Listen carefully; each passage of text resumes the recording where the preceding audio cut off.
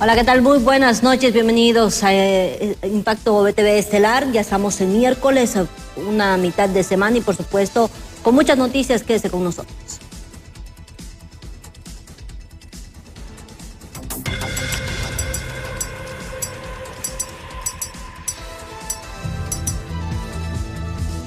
Y así arrancamos con las noticias. La publicación en el diario oficial La Gaceta ha oficializado ya la venta del avión presidencial, una decisión que marca un giro en el manejo de los bienes del Estado y abre además el debate sobre el destino de los recursos públicos. Desde el Partido Nacional han asegurado que una vez concretada esta transacción, los fondos serán canalizados directamente a programas sociales. Ya publicado en el diario oficial La Gaceta la venta del avión presidencial. Ya comienza a verse como una realidad, ya que el proceso se realizará mediante subasta pública.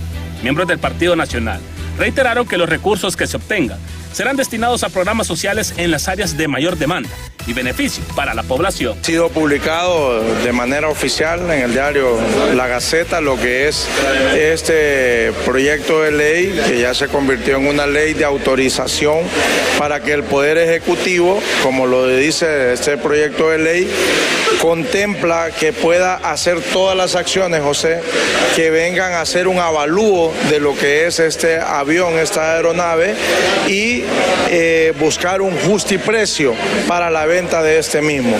Y en esta misma ley quedó contemplado ya que estos recursos los tiene que redirigir el gobierno del presidente Tito Afura a programas sociales. Desde la sociedad civil respaldan la decisión de vender el avión presidencial. Sin embargo, enfatizaron que el proceso debe desarrollarse con total transparencia y bajo estrictos mecanismos de supervisión para que los fondos ingresen íntegramente a las arcas del Estado y sean administrados conforme a la ley. Honduras no es un país que tiene condiciones para tener un avión privado, mucho menos para su presidente o presidenta, teniendo en cuenta que requiere gastos de mantenimiento sumamente altos. La decisión de venderlo es correcta. Ahora, bajo el contexto de compra y venta de bienes del Estado, debe contarse con todos los elementos jurídicos, debe contarse con toda la documentación necesaria para poder hacer una venta y que los recursos que provengan de dicha venta sean utilizados para el financiamiento de un presupuesto general de la República. Por su parte, del Partido Liberal, reiteran que la adquisición del avión fue un mal uso de los recursos públicos. Incluso ahora, podría representar pérdidas económicas para el Estado. Pero aún así, sostienen que la medida evitará que la aeronave continúe siendo utilizada de manera inadecuada. Ese es uno de los casos emblemáticos de mal uso de recursos públicos. No solo fue la forma en que se adquirió, la forma onerosa, que todo lo que se pagó por ello, sino que estuvo subutilizado y era un absurdo que en una nación como la nuestra se tuviera un bien de esa naturaleza al servicio de una familia. Inconcebible. Ya se ha hecho esto, aunque va a significar siempre una pérdida para la nación, pero lo que sí sabemos es que ya no va a ser mal usado. Con la publicación oficial y el inicio del proceso de subasta, la venta del avión presidencial entra en una etapa decisiva, marcada por el debate político y la exigencia de transparencia, mientras el Partido Nacional defiende el destino social de los fondos. En cámara de Marvin Andino, les informó José Luis Castellanos. Bien, mientras tanto, desde la Procuraduría General de la República enfatizan que estarán vigilantes en la venta de este avión presidencial y que ese además no simbolice una mayor pérdida económica de la que ya ha habido. Va a formar parte, recuérdense que los aviones para poder ser vendidos va a ser sometido a un peritaje de un experto internacional. Ese valor lo va a determinar un perito porque conlleva muchos aspectos técnicos y también comerciales de que el avión pueda ser vendido. Entendamos de que el avión no va a poder ser recuperado su valor original porque tiene un uso, tiene un desgaste, tiene una antigüedad y nosotros vamos a buscar el mejor precio para que ese avión sea vendido. Eso va a determinar, como le digo, el precio que lo haga un experto internacional, un experto que pueda hacer, que esté certificado para dar precio a esas aeronaves y que el Estado pueda obtener el mejor precio. Y en otras informaciones nos vamos hacia el Congreso Nacional con el periodista José Luis Castellanos. Entendemos, hubo ya convocatoria este día para la sesión habrá varias presentaciones de proyectos de ley. Entendemos, José Luis, que en este momento también se habla de poder realizar ya el juicio político y existe una moción que estará siendo presentada por parte del diputado Rachid Mejía, quien es parte del Partido Liberal, para que se siga este proceso en contra del fiscal general Joel Zelaya. Con usted la información. Buenas noches. Muy buenas noches, licenciada. Buenas noches a los televidentes que nos sintonizan a esta hora. En efecto, bueno, dio inicio algo tardío, se podría decir, la sesión convocada para este día, que hasta el momento se ha basado en presentación de proyectos. No se ha aprobado ninguna ley, ningún decreto, únicamente la presentación de los mismos. Y sí, pues hace unos minutos atrás que dio inicio, valga la repetición, pues precisamente se inició con estos dos puntos que usted daba a conocer. El hecho de iniciar lo que es este juicio político por parte de algunos diputados. Ya lo ha manifestado, no se encuentra en este momento el diputado Rachid Mejía, quien era el que estaba promoviendo precisamente esta moción que se lleve a cabo, que se presente acá en la Cámara Legislativa.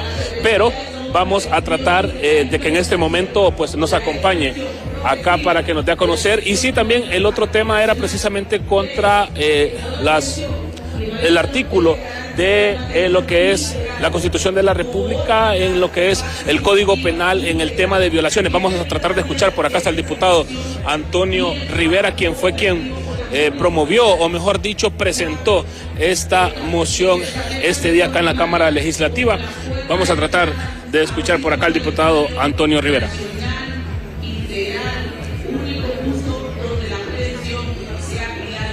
Es reformar el artículo 249 del Código Penal en cuanto a las penas de violación sexual a menores de edad. Lo que yo solicito, en resumen, es que se eleve la pena a 30 a 40 años, de 40 años a cadena perpetua o inclusive castración química. Me van a decir que estoy violentando los derechos humanos del violador, porque la castración química y la cadena perpetua no son permitidas. Y los derechos humanos de la niña, de esa niña que va a quedar traumada, de la familia de la niña. ¿Dónde están esos derechos humanos? Este proyecto de ley tiene que ir a opinión a la Sala de lo Penal porque reforma un código, el Código Penal, en su artículo 249, en lo relativo a las penas. Entonces, yo lo había presentado anteriormente, parece ser que el diputado Marco Eliú Girón de Libre también lo presentó en el periodo pasado, yo no lo sabía, y ojalá que esta vez no quede engavetado, sino que se someta al Pleno. ¿Por qué no se le había dado trámite, diputado, siendo tan importante? Es buena pregunta la suya y no lo sé. Porque Marco Eliú era el partido en el gobierno. Yo lo presenté también, pero en el caso mío era por ser de la oposición. Pero no sé, buena pregunta la suya.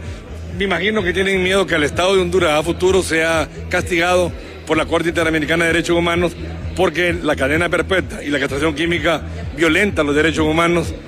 Podría ser por eso que no han querido someter antes. ¿Mayoría simple para la aprobación? Mayoría simple, no requiere mayoría calificada. Si habemos 80, en este momento 41. Si hay 128, 65. Si hay 90, 46. Es decir, no ocupa mayoría calificada de 86. Solo reforma un código, no reforma la Constitución.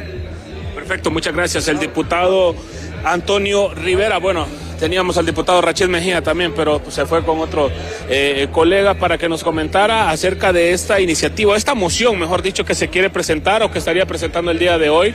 Él ha sido categórico, juicio político contra el actual fiscal general debido a que, según él, respondía a intereses del gobierno anterior. Sí, a Rachid, cito. Ya lo ha manifestado, el día del parecer está esperando únicamente que se le dé la oportunidad de presentar dicha moción y esto será lo que él está presentando. No se ha aprobado nada hasta el momento, únicamente pues precisamente se está esperando unos temas de interés que se tienen previstos para el día de hoy. Se menciona bastante lo que era una de las mociones presentadas por diputados del Partido Liberal de quitarle la potestad a la presidencia de la Corte Suprema de Justicia. Ya pueden observar, no se encuentra incluso ni el propio presidente de la Cámara Legislativa, están los otros vicepresidentes a cargo en este momento. Por acá tenemos al diputado Rachid Mejía para que nos comente acerca de esta. Diputado, nuevamente buenas noches. Bueno, está esperando precisamente el uso de la palabra para presentar esta moción, si nos detalla acerca de la misma.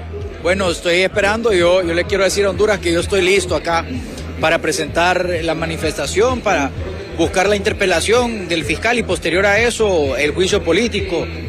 No sé por qué todavía no me lo han dado, pero yo le digo a Honduras que yo aquí estoy parado esperando que me den la palabra, porque yo no vine a jugar, yo quiero cumplirle al pueblo hondureño, el pueblo hondureño está exigiendo justicia, Honduras quiere que se haga todo así como se prometió en campaña, que estábamos como oposición diciendo de que íbamos a hacer un juicio político no solo contra el fiscal, sino que también contra la Corte Suprema de Justicia, con ciertas figuras, contra Marlon Ochoa, contra Mario Morazán del TJE, y bueno, aquí es el momento de no dejar que se queden solo en palabras, sino que en acciones también.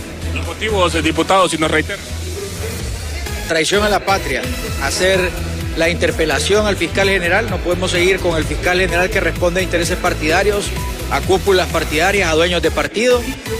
No podemos tener un sistema judicial, un sistema de justicia, ni una lucha contra la corrupción, ni contra el narcotráfico, con un fiscal que decidió escuchar a un coordinador de un partido, entorpecer un proceso electoral, querer boicotear las elecciones a costillas ¿de qué? ¿De intereses particulares? No lo vamos a permitir. Yo personalmente no lo voy a permitir. Diputado, se necesita mayoría calificada. Estamos hablando de 86 votos. ¿Se tienen estos votos? Bueno, son 86 votos. Todos los votos del Partido Nacional y del Partido Liberal somos votos en aquel momento éramos oposición. Y hoy se trata de que ahora, ya como diputados del Congreso Nacional, le demos trámite a este asunto y que empecemos a demostrar todo eso que se pregonó. La bancada liberal está lista. Solo eso le quiero decir a Honduras, la bancada del Partido Liberal está lista. Espero que acompañen, ¿verdad?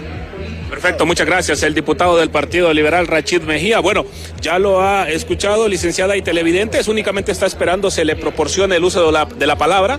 También escuchábamos al diputado Antonio Rivera en cuanto a esta moción que presentó para reformar código de lo que es el Código Penal, el artículo del Código Penal, para el tema de violadores, que se incrementen las penas en nuestro país. Así el desarrollo de la sesión de este día en el Congreso Nacional, todavía en presentación de proyectos, se desconoce la posible agenda que se pueda estar manejando o aprobando este día. Si no hay consultas, licenciada, con usted. Bien, gracias José Luis por ese amplio resumen desde el Congreso Nacional, y mire usted qué importante. Si hay artículos que deben ser reformados, son precisamente todos aquellos que tienen que ver con la niñez, y créame que muchos hondureños, si no es que todos, vamos a aplaudirle a este Congreso Nacional, que ya lo dijo el diputado Antonio Rivera, solamente necesitan la mayoría simple, o sea, 65 votos, para poder aprobar que se endurezcan las penas contra todos aquellos que abusan de los menores. Los niños no se tocan, y eso es algo que nosotros hemos repetido.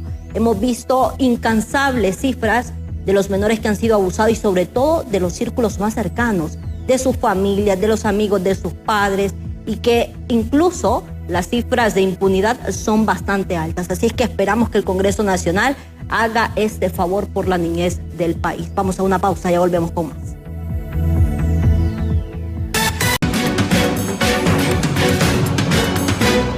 Gracias por continuar con Impacto BTV Estelar, y a esa hora les informamos también que Romeo Vázquez Velázquez, el general en condición de retiro, ha salido de la lista de los más buscados en el país después de que se dio a conocer por parte de la Policía Nacional su nueva actualización, donde ya él no figura en este listado, del cual recordarán ustedes durante varios meses él fue acusado del delito de asesinato en perjuicio del joven Isis Obed Murillo Mencías. El hecho ocurrido el 5 de julio en el año 2009 durante una manifestación en los alrededores del aeropuerto Toncontín en Tegucigalpa, en ese contexto de las protestas que ocurrieron ese año. Es por ello que las autoridades anteriores mantenían incluso una recompensa que empezó con algo muy poco, 500,000 lempiras, luego la misma fue ascendiendo hasta llegar en noviembre a 35 millones de lempiras por a quien diera, mejor dicho, información de su paradero. Sin embargo, vean ustedes la lista en este momento actualizada de la Policía Nacional, solamente sigue titulando en primera instancia a Yulan Adonai, Archaga, quien es alias el Porky, por el cual están ofreciendo $5,000 y además es buscado también por los Estados Unidos. Asimismo, Rolando Josué Sánchez Salinas, por quien ofrecen 5 millones de lempiras, 1 millón por Cristian José Castillo Mercado, y también las otras 6 personas más que están dentro de este listado, del cual el general en condición de retiro Romeo Vázquez Velázquez ha salido después de estar varios meses figurando entre los más buscados.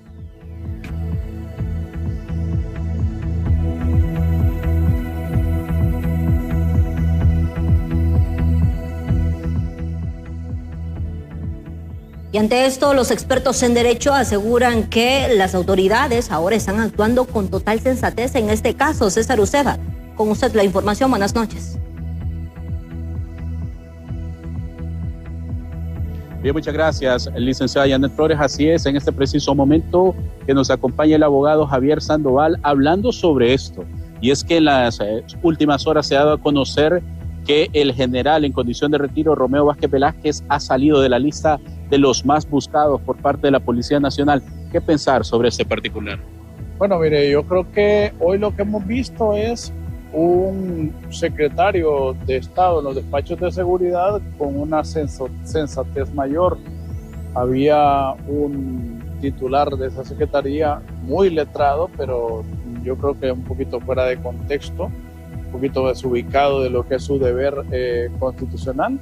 Y hoy pues lo que hemos visto es precisamente eso, que ha primado la sensatez y ha dejado de utilizarse los cuerpos de seguridad del Estado para, y además las instituciones autónomas del Estado, administradoras de justicia, para poder perseguir políticamente a algunas personas. Yo creo que esto es simplemente, como le digo, un acto de mera sensatez, porque no tiene ningún sentido que se ofrezca una recompensa a ese nivel, ¿no? Cuando estamos hablando de incluso de las falencias que tiene el propio cuerpo de seguridad, que es la Policía Nacional, en cuanto a insumos, implementos, y bueno, ¿qué decir de aquellas cosas como el arrendamiento de vehículos para la policía, cuando con las cantidades que se ha gastado en el arrendamiento se puede estar comprando unidades de transporte y desecharlas cada año o cada 6 meses? Entonces yo pienso que el haber actuado de esa manera es como comenzar a darle un poquito de serenidad, seguridad y de, ¿qué le digo?, de seriedad a la situación. ¿Por qué? Porque simplemente ese es un caso fabricado, todos lo sabemos. Yo mismo no le puedo decir que soy amigo del general, le conozco personalmente, pero tampoco nos hemos ubicado en la postura de defenderlo o de atacar a sus detractores, pero sí todos estamos claros de que esta es una situación que es un ciudadano común y corriente y que por lo tanto una recompensa de esa naturaleza es desproporcionada y es ilegal y es una ofensa prácticamente a lo que es la sociedad hondureña. Muchas gracias. Ya ustedes han escuchado al abogado Javier Sandoval, en donde ha mencionado que se está llegando a la sensatez por parte de las nuevas autoridades de la Policía Nacional. Licenciada Janet Flores, yo continúo con usted en el estudio principal, televidentes a nivel nacional. Buenas noches.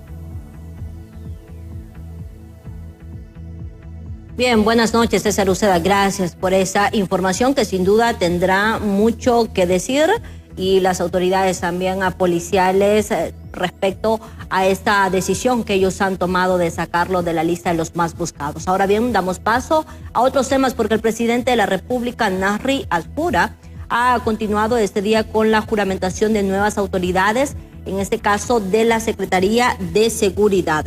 Entre los nombramientos destacan Yulisa del Carmen Martínez Lozano como la secretaria general en los despachos de la Secretaría de Seguridad, Rommel Armando Martínez como el subsecretario de Asuntos Policiales, además Mesil Marín Aguilar Amaya como el subsecretario de Asuntos Interinstitucionales, y como director general de la Policía Nacional, el mandatario nombró al comisionado Rigoberto Oseguera.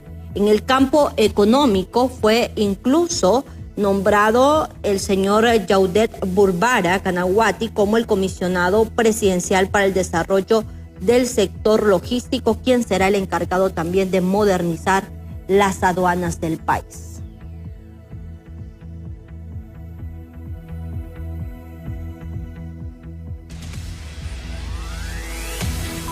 Mientras tanto, para la abogada y también exfiscal del Ministerio Público, Nilia Ramos, la decisión de nombrar al nuevo director de la Dirección de Lucha contra el Narcotráfico es completamente legal, ya que sigue una línea que determina la familia Zelaya. Una decisión que no puede recaer en el fiscal general Joel Zelaya y por el contrario debe ser investigada, aseguró. ¿Cómo se va a escoger al director de la lucha contra el narcotráfico o, otra palabra, al SAR antidrogas?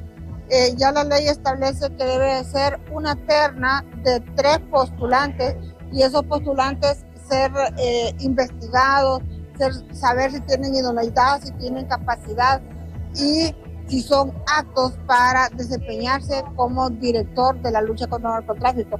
Una persona podría ser una persona intachable, honorable, el que ocupe ese puesto. Realmente el fiscal general ha cometido abuso de autoridad en primer lugar, porque tampoco ha convocado a personas que tengan interés a postularse a ese puesto. Abusó de su autoridad el fiscal general, por eso creo que el Congreso Nacional debe de intervenir al Ministerio Público, porque todas las personas que ocupan las fiscalías especiales, los jefes son puestos por el señor Joel Zelaya y son recomendados de la familia Zelaya Rosales. Bien, y cambiando completamente de información, a la periodista Berenice Amaya para ampliarnos a esta hora sobre esta reunión que han sostenido las autoridades del BID con el gabinete presidencial y donde han llegado además a 3 acuerdos importantes en materia económica, del cuales estamos hablando. Berenice, con usted toda la información a esta hora. Buenas noches.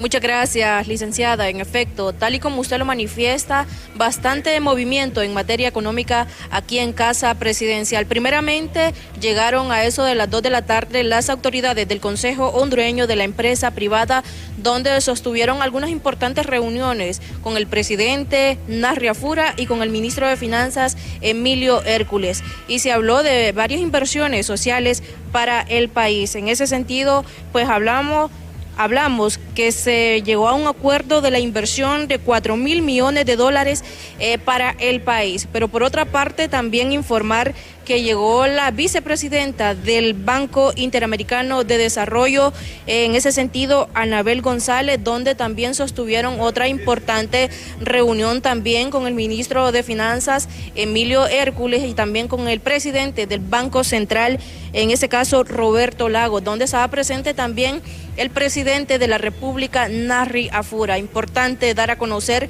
que se firmaron 3 acuerdos en materia económica. Entre uno de ellos está el programa de educación, un programa de educación que ronda $70 millones destinados a fortalecer el sistema educativo. Pero por otra parte, como segundo punto, también se habló de la ratificación de la Alianza para la Seguridad y la Justicia frente a las amenazas del crimen organizado. Y como tercer punto, se habló de una programación de la cartera de préstamos para beneficiar sectores de salud, energía, agua y finanzas públicas. Esto para tener un respaldo el día de mañana exista algún tipo de emergencia. Pero de inmediato vamos a escuchar al ministro de Finanzas, Emilio Hércules, para que él nos amplíe más detalles.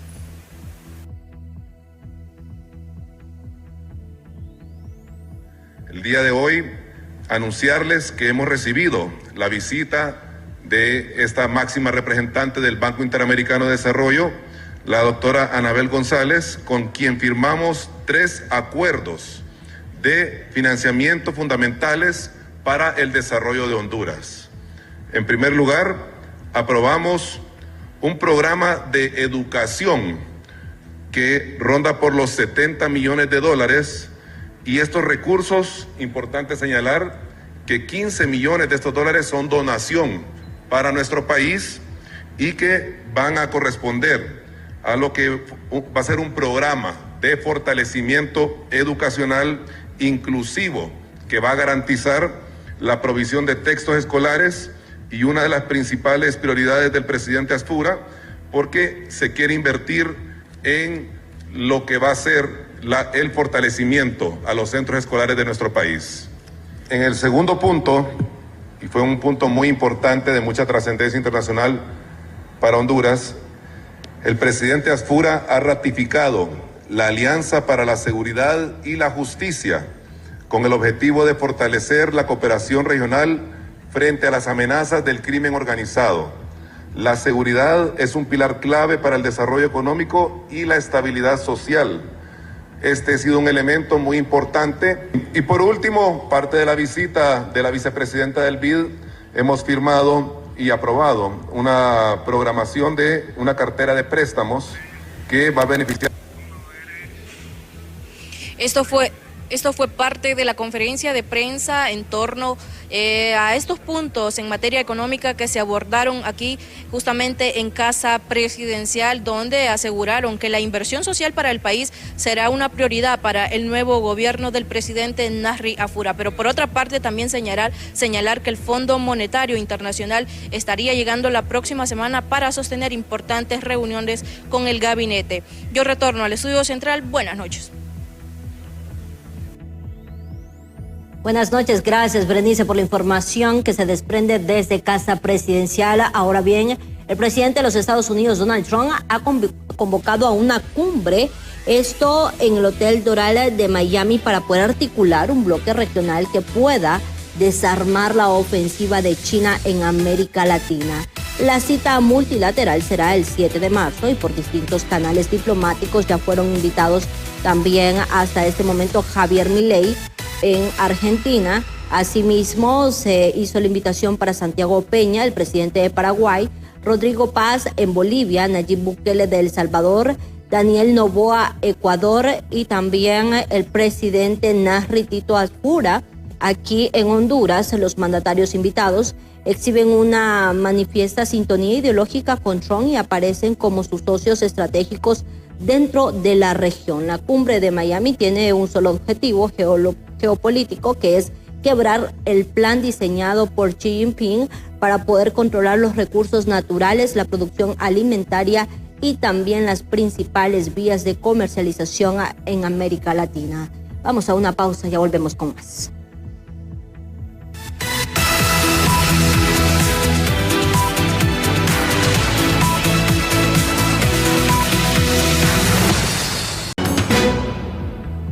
Continuamos con las noticias. Un juez natural que conoce la causa contra el hondureño solicitado en extradición por los Estados Unidos ha determinado un arresto provisional, por lo que fue enviado a la cárcel de Támara mientras se celebra su segunda audiencia el próximo 16 de marzo. Alexis Flores es presuntamente responsable de los delitos de asesinato, agresión por incidente, secuestro y otras acciones violentas cometidos contra una menor de edad. El hondureño Mario Roberto Flores, pedido en extradición por los Estados Unidos por su supuesta participación en la comisión de varios delitos como asesinato, secuestro, agresión por incidentes y otros relacionados en perjuicio de una menor de edad en Filadelfia, fue enviado a la cárcel de Támara después que el juez natural que conoce la causa emitiera la orden de arresto provisional. Se acaba de finalizar la primera audiencia de extradición en el proceso instruido para el ciudadano hondureño Mario Roberto Flores Mejía, de 50 años de edad. Este tiene varios alias, entre ellos Alexis Flores, también Alex Contreras y Carlos. Esta persona es solicitada en extradición por un tribunal municipal de Filadelfia, estado de Pensilvania, en Estados Unidos, y se le supone responsable de varios delitos, entre ellos asesinato, secuestro, agresión por incidente y delitos cometidos en perjuicio de una menor de edad en julio del año 2000. Se ha indicado que a esta persona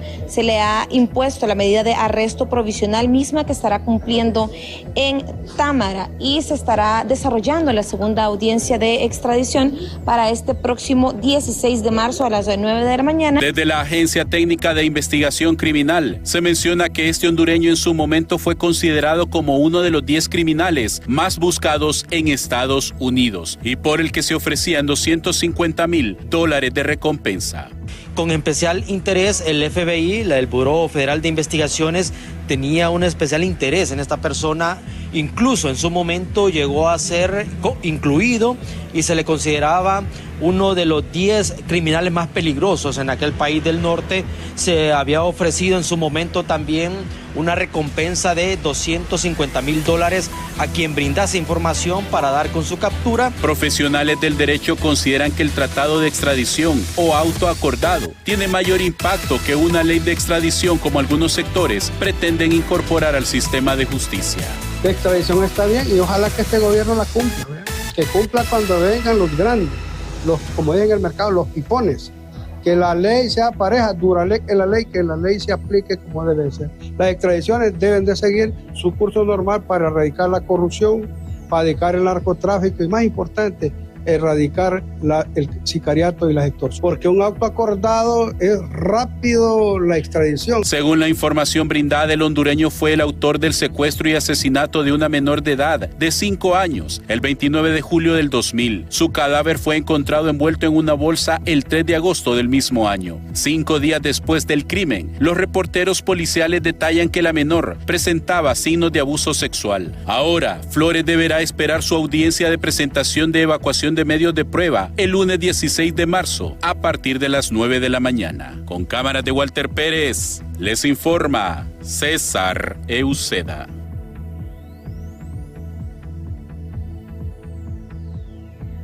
Por otro lado, en medio de un profundo dolor, familiares, amigos, alumnos y también padres de familia dieron el último adiós a la docente bilingüe Keila Palacios, quien falleció tras ser embestida por una rastra en el segundo anillo de San Pedro Sula.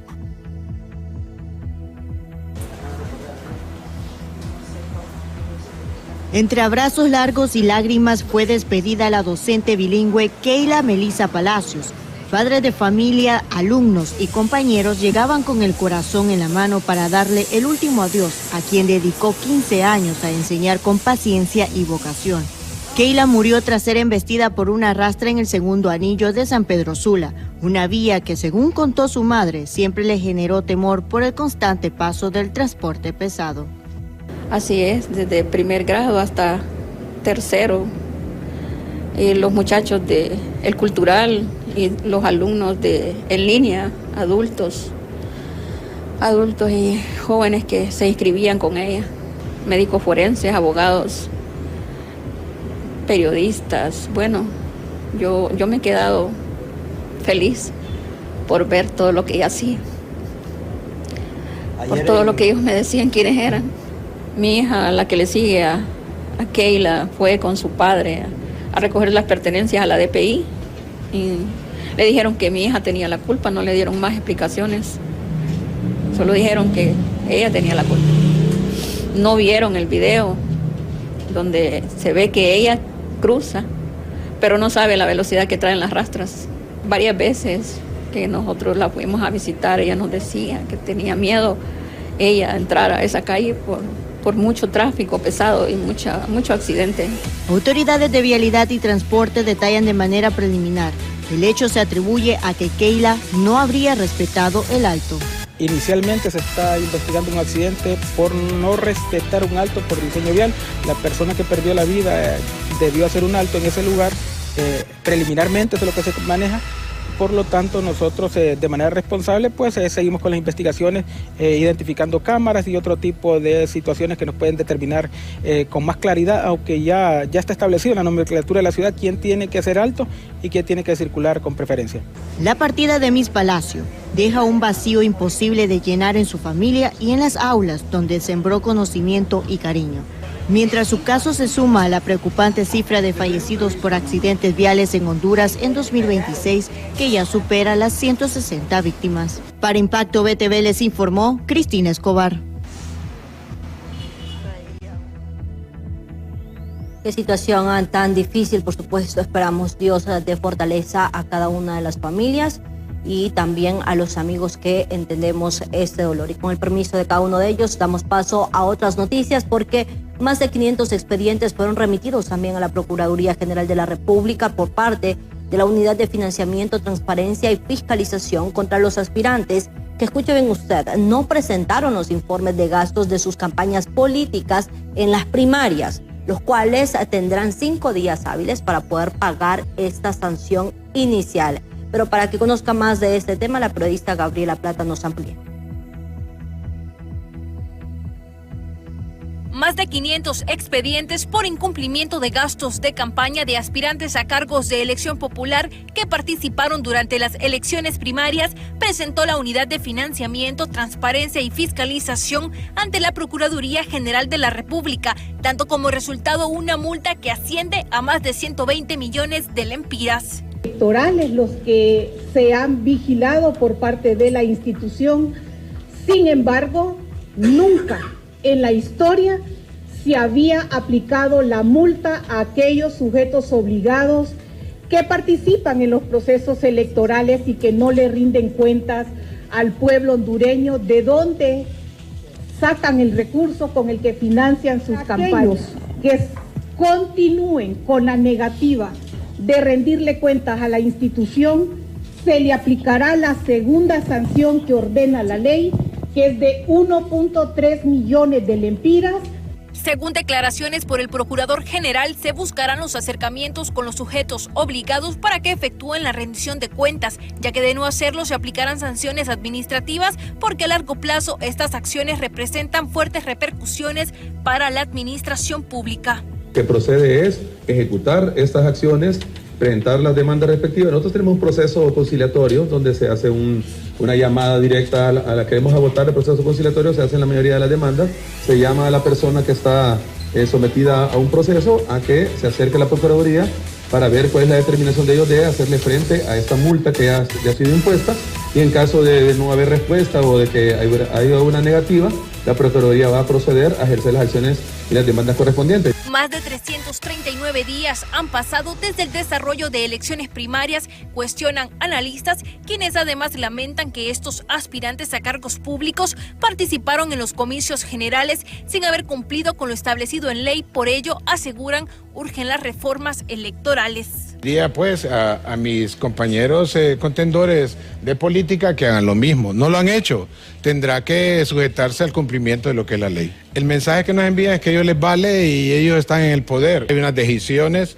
Espero que la posición de los diputados socialdemócratas sea acorde a lo que corresponde. A partir de este momento, todos los candidatos que incumplieron con su rendición de cuentas tendrán 5 días hábiles para realizar el pago de la multa inicial según enmarca la ley.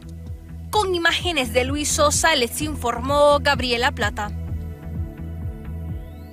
Mientras tanto, las elecciones municipales en Guanaja deberán repetirse tras registrarse un empate técnico entre los dos candidatos que disputaban la alcaldía, una situación que impide declarar un ganador oficial. Sin embargo, los expertos en estos temas electorales sugieren que una salida viable sería que uno de los aspirantes se declare perdedor, lo que permitiría evitar el costo y desgaste de un nuevo proceso electoral. Y si el Tribunal de Justicia Electoral ya resolvió y remitió esa resolución al Consejo Nacional Electoral, pues el Consejo tendría que llevar a cabo esas elecciones, porque hay que recordar que el Tribunal es un órgano jurisdiccional y sus resoluciones son de fiel cumplimiento. Entonces aquí no le queda más al Consejo que programar estas elecciones, o solo en aquellos casos que resulte que uno de los que están contendiendo renuncia totalmente. Pero hay que recordar que la competencia no solo se elige a un alcalde, sino que elige una corporación. Entonces son varias figuras las que están en juego, no solo el titular de la alcaldía.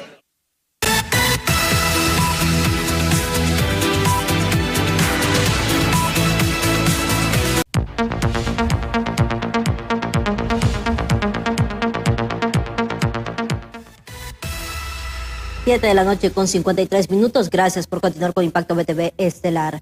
A cada hora, la Empresa Nacional de Energía Eléctrica deja de percibir 1.500.000 lempiras debido a las pérdidas técnicas y no técnicas. Un problema que desangra las finanzas de la estatal eléctrica y del Estado, pero además compromete los acuerdos con el Fondo Monetario Internacional. La próxima semana estará llegando al país la misión del Fondo Monetario Internacional para hacer la última revisión al acuerdo económico firmado con el anterior gobierno. Las nuevas autoridades están preocupadas por el estado financiero de la estatal eléctrica, ya que las pérdidas son millonarias. Estoy 100% seguro que un punto ahí de situación delicada va a ser la ENE. La ENE quiero recordarle que es un punto importante para mantener finanzas del Estado. Solamente para que usted tenga una claridad, en lo que es gasto diario, gasto de hora, si usted hacemos una estimación son 1.500.000 empiras por hora que se pierden en ENE si no seguimos administrando con eficiencia. Entonces las pérdidas, que más o menos son 36 millones de lempiras diarios, las pagamos todos, ¿verdad? El secretario de Energía asegura que el gran problema de la NE es el hurto y el robo de energía, ya que este problema representa el 20% del total de las pérdidas técnicas y no técnicas. Una buena parte de las pérdidas es el robo y hurto de energía, ¿no? O sea que ahí hay un problema de fondo social, porque somos los hondureños los que nos conectamos a la red de forma ilegal y no pagamos la cuenta. Pero en el fondo sí la pagamos porque ese dinero lo drenamos del erario público y entonces ya ahí nos quedamos cortos para las medicinas en los hospitales de nuestros propios hijos o para los sistemas de educación nacional. O sea, el robo es un robo a la nación. Anda en el 20% del 38% de las pérdidas. Los economistas aseguran que es urgente trabajar en el rescate de la estatal eléctrica, ya que para atraer nuevas inversiones y así generar más empleos es necesario tener un servicio energético competitivo y a bajo costo. La energía debe de garantizarse un suministro suficiente y competitivo. Eso es un elemento en que todos los países están avanzando. Nosotros necesitamos avanzar. Tenemos desde 2014 patinando en lo mismo y no se ven mejoras concluyentes. Necesitamos que nuestra red eléctrica sea moderna, competitiva y reducir este tema de las pérdidas de manera que incida en reducción de costos. El estado financiero de la NE puede ser el punto negro en una futura negociación de un acuerdo económico con el Fondo Monetario Internacional, ya que las pérdidas técnicas y no técnicas superan el 38%, aseguran las autoridades de gobierno. En cámara, Jesús Sánchez les informó Luis Durón. Y por otra parte, momentos de alta tensión se registraron en la colonia Palmar, en Cofradía Cortés, durante un enfrentamiento entre guardias de seguridad y también pobladores del sector. Inicialmente se reportó la desaparición de uno de los guardias, sin embargo, se confirmó que logró ponerse a salvo tras escapar para salvar su vida. Veamos la siguiente nota. En otro episodio de enfrentamiento se vivió en la colonia El Palmar, en Cofradía Cortés, luego de que un grupo de al menos 30 pobladores intentara ingresar nuevamente a un terreno del cual habían sido desalojados semanas atrás, atacando a 6 guardias de seguridad. Uno de los vigilantes fue reportado como desaparecido durante varias horas. Sin embargo, salió desde la montaña donde estaba refugiado. Sí, se quitaron solo camionada, andaba 30 personas, más de 30 y había solo varones. 6 horas de la noche lo escapé, me dio vida, Dios da la vida una vez más que ahorita estoy acá presente. Andé en la montaña y la amanecí ahí toda la noche con frío. Autoridades confirmaron que varias personas fueron retenidas de manera preventiva para fines investigativos. Presumimos serían de algunos que estaban viviendo en este lugar, que intentaron ingresar amedrentando a los guardias. En ese momento, luego del altercado, algunas personas se habrían encontrado, luego de que otras escaparan, de hecho, de estos supuestos ciudadanos, en donde se habrían aprehendido de forma preliminar para efectos de investigación. Algunos de los guardias obviamente intentaron resguardarse, de igual manera alguno que se mencionaba que estaba desaparecido, sino que en el acto pues él intentó resguardar su integridad, así mismo como su arma de fuego. Se hizo un procedimiento correspondiente donde hasta este momento podemos decir que él está sano y salvo. Obviamente se mencionaba al menos 6 personas para efectos de investigación, sin embargo, según la Fiscalía no se les encontró algún tipo de delito, sin embargo solo se mantuvo para mantener un control y obviamente como sospechosos de los que se encontraban en esta zona.